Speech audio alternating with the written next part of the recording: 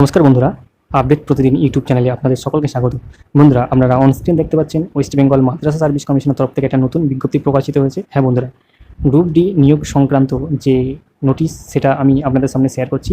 আপনারা on screen দেখতে পাচ্ছেন যে এই নোটিশটা প্রকাশিত হয়েছে অফিসিয়াল সাইটে 30/7/2024 তারিখে। কী বলা হয়েছে এই নোটিশে? এই নোটিশে বলা হয়েছে, this is for general information of candidates that in terms of order date এত, কেস নম্বর এত, which was affirmed by order date এত, ম্যাট নম এত of 2018 of the Honorable Division Bench of High Court at Kolkata। অর্থাৎ কলকাতা হাইকোর্টের তরফ থেকে যে অর্ডারটা দেওয়া হয়েছে, যে আপনাদের এই কেসটা হয়েছিল 2018 সালে, ঠিক আছে, কেস নম্বর দেওয়া আছে।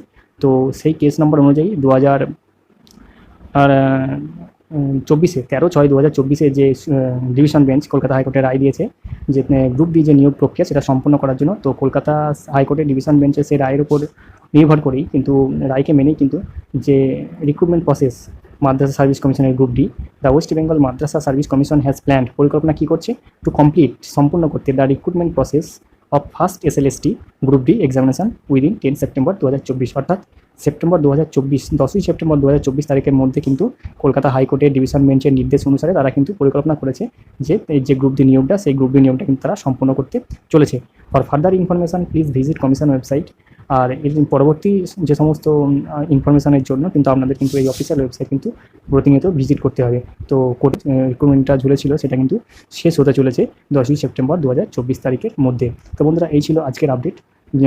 এই ধরনের আপডেট পেতে অবশ্যই চ্যানেলটি সাবস্ক্রাইব করে পাশে থাকবেন, আর যদি ভিডিওটি ভালো লেগে থাকে অবশ্যই একটি লাইক করে বন্ধুদের মধ্যে শেয়ার করে দেবেন। ধন্যবাদ।